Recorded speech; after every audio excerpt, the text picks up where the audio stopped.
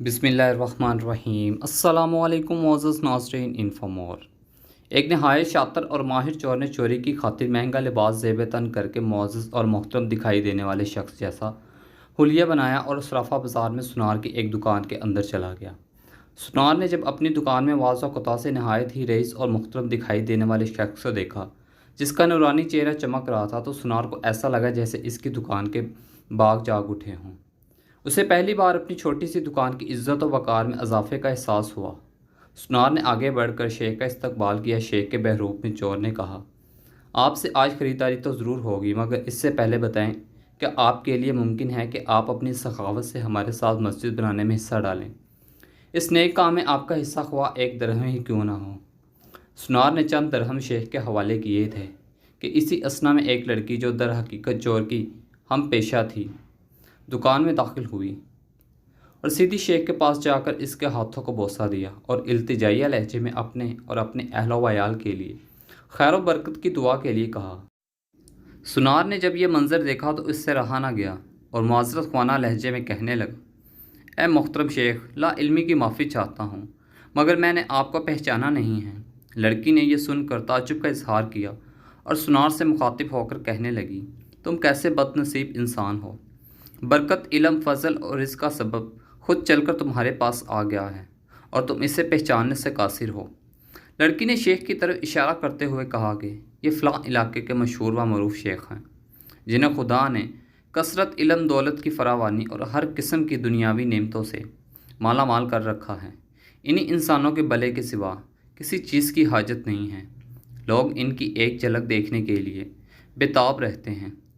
سنار نے شیخ سے معافی مانگتے ہوئے کہا کہ شیخ صاحب، میں معافی کا طلبگار ہوں۔ میرا وقت سارا اسی دکان میں گزرتا ہے اور باہر کی دنیا سے بے خبر رہتا ہوں، اس لیے اپنی جہالت کی وجہ سے آپ جیسی برگزیدہ ہستی کو نہ پہچان پایا۔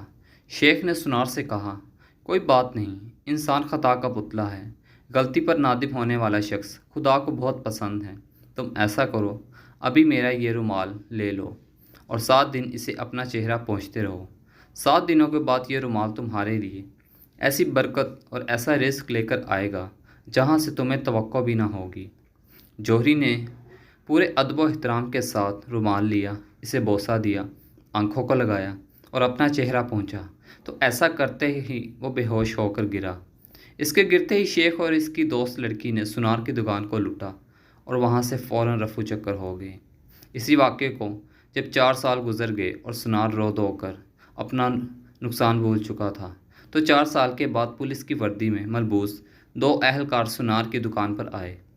ان کے ساتھ وہی چور شیخ تھا جس کو ہتھکڑیاں لگی ہوئی۔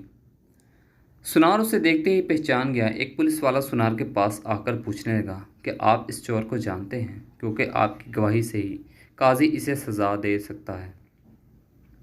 سنار نے کہا، کیوں نہیں، اس نے فلاں فلاں طریقے واردات سے مجھے بے ہوش کر کے میری دکان لوٹ لی تھی۔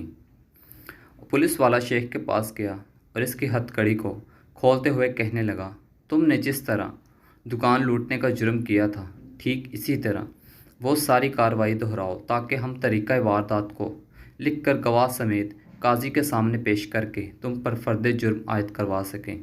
شیخ نے بتایا کہ میں نے اس طرح داخل ہوا اور یہ کہا اور میری مددگار لڑکی آئی، اس نے فلاں فلاں بات کی، پھر میں نے رومال نکال کر دکاندار کو دیا۔ پولیس والے نے جیب سے ایک رومال نکال کر شیخ کو تھمایا۔ شیخ نے سنار کے پاس جا کر اسی طریقے سے اسے رومال پیش کیا تو پولیس والا سنار سے کہنے لگا، جناب، آپ بالکل ٹھیک اس طریقے سے رومال کو چہرے پر پھیریں جیسے اس دن پھیرا تھا۔ سنار نے ایسا ہی کیا اور وہ پھر سے بے ہوش ہو گیا۔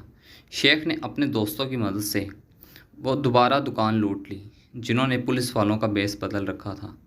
آج ہمارے ملک کا بالکل یہی حال ہے۔ ہر 4 سال بعد چور بیس بدل کر ہمارے پاس آتا ہے اور چکنی چپڑی باتوں سے ملک عوام کا سامان لوٹ کر پتلی گلی سے نکل لیتا ہے۔ ہر دفعہ ایک نیا منظر، نیا لباس، نیا بہروپ، نئی شکل اور نیا حربہ جس سے عوام دھوکہ کھا کر اعتبار کرتی ہے اور آخر میں محافظہ سمیت نکلتا وہی چور ہے۔ تھینکس فار واچنگ انفو مور۔ ملتے ہیں نیکسٹ ویڈیو میں انشاءاللہ، تب تک کے لیے اللہ حافظ۔